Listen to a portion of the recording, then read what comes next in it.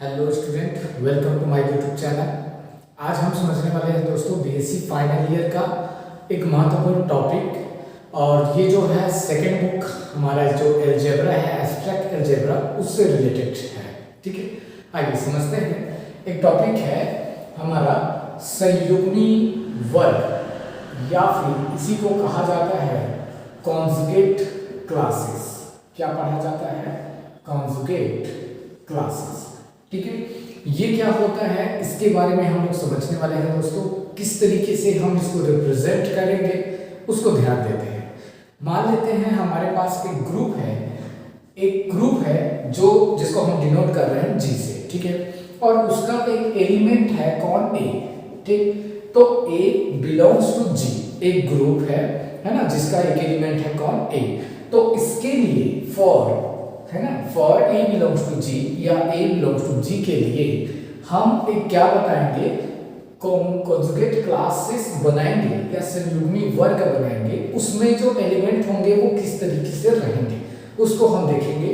तो यहाँ पे हम लिखेंगे C of A is equal to, हम लिखेंगे ऐसे एक्स का कलेक्शन जो जी में बिलोंग करेगा, ऐसे एक्स का कलेक्शन जो जी में बिलोंग करेगा, और साथ ही इस x को इस तरीके से रिप्रेजेंट किया जाएगा कि x belongs to y inverse a y, x equals to y inverse a y, और जहां ये y कोई भी क्या होना चाहिए, g का ही एक एलिमेंट होना चाहिए, ये एग्जिस्ट करना चाहिए और इस टाइप से दिखना चाहिए। समझ गए? तो हम इसको क्या कहेंगे? a का कॉन्जुगेट क्लास कहेंगे। क्या कहेंगे? कॉन्जुगेट क्लास ऑफ a, या फिर a का संयुग्मी वर्ग कहेंगे। समझ में आया?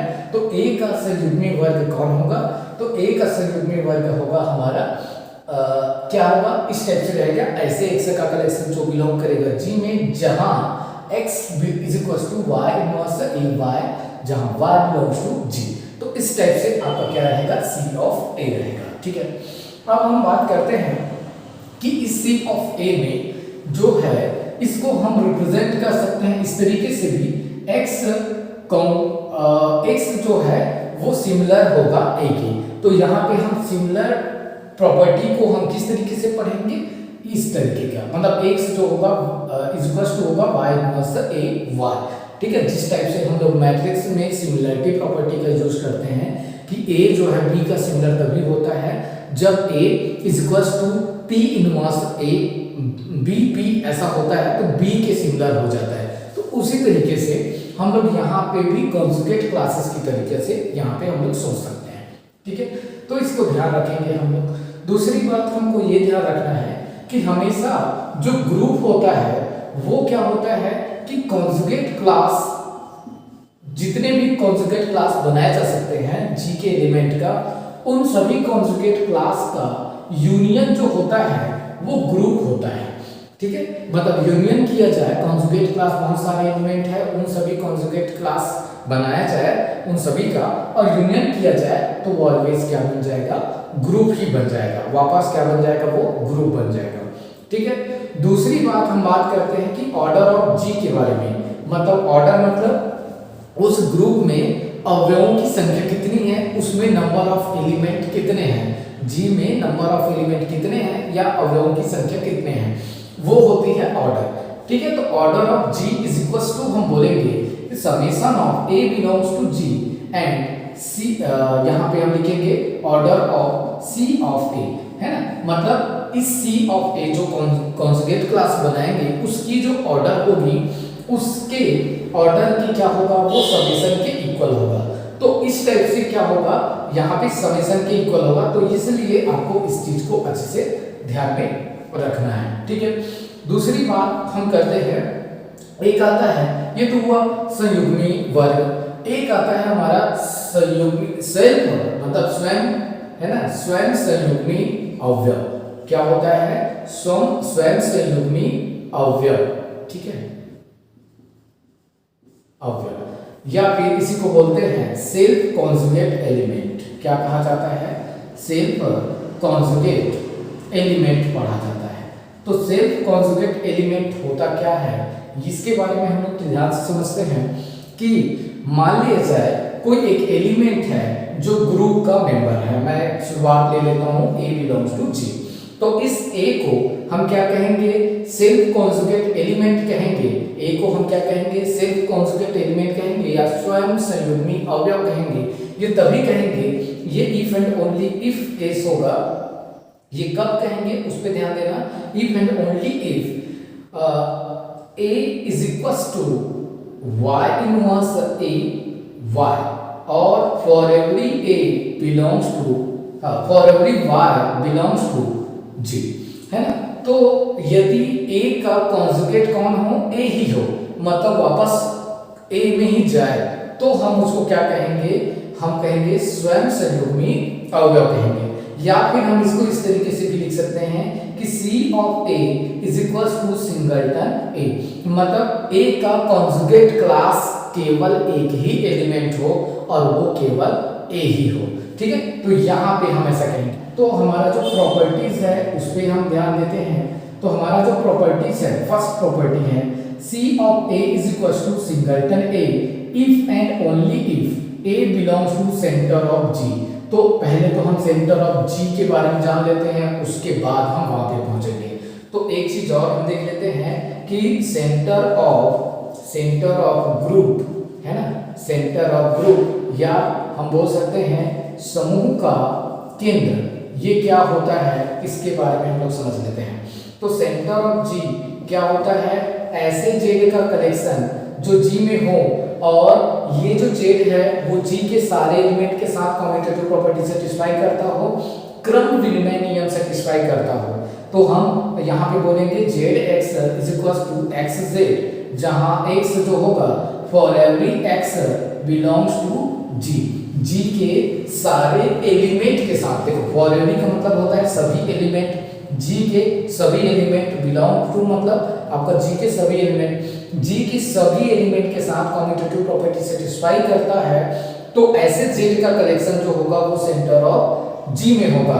कहाँ पे होगा, सेंटर ऑफ G में जाएगा। इस चीज को हमको अच्छे से ध्यान रखना है। अब हम बात करते हैं कुछ प्रॉपर्टीज के बारे में। तो ये प्रॉपर्टी हमारा कहता है कि C of A is equals to singleton A होना, ये A सिंगलटन A तभी होता है जब क्या होता है कि A बिलोंग करेगा सेंटर ऑफ G में, तब जाके ये ट्रू होगा, ऐसा चीज बोल रहा है। अब हम इसकी प्रूफ देख लेते हैं। हम प्रूफ करने के लिए किसी एक पार्ट को लेके चलेंगे, दूसरे पार्ट को प्रूफ करेंगे। तो हम यहाँ पे बोलेंगे कि C of A, suppose that हमने मान लिया कि माना कि, या सपोज दैट क्या किया हमने, ये जो C of A is equals to singleton A हमने मान लिया। तो इसका मतलब क्या होगा, इसका मतलब ये है कि A का सेल्फ कॉन्जुगेट कौन होगा, खुद A ही होगा। A का सेल्फ कॉन्जुगेट जो होगा वो खुद A ही होगा। अब देखिए यहाँ A का सेल्फ कॉन्जुगेट यदि स्वयं A हो जाता है तो उस केस में, और Y जो होगा वो फॉर एवरी में बिलोंग करने लग जाएगा, क्योंकि यहाँ पे मैं Y जो लूंगा वो कोई भी हो सकता है, ठीक है। तो यहाँ पे मैं ये जो Y जो होगा, यहाँ पे Y जो है वो for every Y belongs to G में बिलोंग करेगा। कब, जब A जो है वो सेल्फ कॉन्जुगेट हो। तो सेल्फ कॉन्जुगेट होगा तो उसी टाइप से मैंने यहाँ पे इसको डेफिनेशन अप्लाई करूंगा। तो यहाँ पे आ जाएगा A is equal to Y inverse AY for every Y belongs to G आ जाएगा, ठीक है। अब इसमें आप अप्लाई करो, y का मल्टीप्लाई करो दोनों साइड में, तो y दोनों साइड में मल्टीप्लाई हो जाएगा, y इनवर्स AY, और यहाँ पे for every y belongs to G हो जाएगा अप्लाई करने पर। उसके बाद आप यहाँ पे लिख सकते हैं y और y इनवर्स यहाँ मल्टीप्लाई होगा, y और y इनवर्स मल्टीप्लाई होगा, AY अलग रहेगा for every y belongs to G के लिए। ये कैसे हुआ, ये हुआ हमारा G के साहचर्य नियम की प्रॉपर्टी। ग्रुप में साहचर्य नियम की प्रॉपर्टी ऑलवेज ट्रू होता है, या ग्रुप में एसोसिएटिविटी की प्रॉपर्टी ऑलवेज सेटिस्फाई होता है। तो इसलिए एसोसिएटिविटी प्रॉपर्टी को मैंने यहाँ अप्लाई किया हुआ है, ठीक है। अब यहाँ से हम लिख सकते हैं y into A is equals to A into y, और this value is E identity, क्योंकि ग्रुप में A inverse is equals to always E होती है, आइडेंटिटी होती है, इसलिए यहाँ पे आ जाएगा और y बिलोंग्स टू G, ठीक है। अब इससे ये पता चल रहा है कि A के साथ में y जो है वो हमेशा कम्यूटेटिव प्रॉपर्टी सेटिस्फाई कर रहा है। और कम्यूटेटिव प्रॉपर्टी सेटिस्फाई करने का मतलब हो गया कि यहाँ जो ए लिखा हुआ है ना वो सेंटर ऑफ जी में जाएगा, क्योंकि ए जो है y के साथ हमेशा कम्यूटेटिव प्रॉपर्टी सेटिस्फाई कर रहा है, इसलिए a बिलोंग्स टू हम लिखेंगे सेंटर ऑफ g। क्या बोलेंगे? a belongs to centre of g बोलेंगे। तो इसको हमने क्या कर लिया? प्रूव कर लिया। अब आपको कन्वर्सली लेके चलना है, तो कन्वर्सली में आप क्या लेके चलेंगे? सिंपल सी बात है, कन्वर्सली या विलोमतः जब हम लेके चलेंगे तो इसको लेके चलेंगे और विपरीत डायरेक्शन में जैसा है वैसे से नीचे से ऊपर लिखते जाएंगे। ठीक है, तो यहाँ पे हम conversely a belongs to centre of g, then यदि a belongs to centre of g हो तो उसका अर्थ होता है कि a जो है वो ग्रुप के सारे मेंबर के साथ कम्यूटेटिव प्रॉपर्टी सेटिस्फाई करेगा, और ग्रुप के सारे मेंबर के साथ कम्यूटेटिव प्रॉपर्टी सेटिस्फाई करेगा तो हम लिख सकते हैं y into a is equals to a into y for every y belongs to g। so there exists, चूंकि ग्रुप में हमेशा क्या एग्जिस्ट करता है? इनवर्स एग्जिस्ट करता है, इनवर्स प्रॉपर्टी एग्जिस्ट होता है, और y जो है ग्रुप का मेंबर है, इसका मतलब y इनवर्स एग्जिस्ट होगा। तो मैं y इनवर्स एग्जिस्ट होगा ये फिक्स है, तो इसका मतलब हम ले सकते हैं कि a y इधर ट्रांसफर हो जाएगा तो y इनवर्स a y है ना, for every y belongs to g।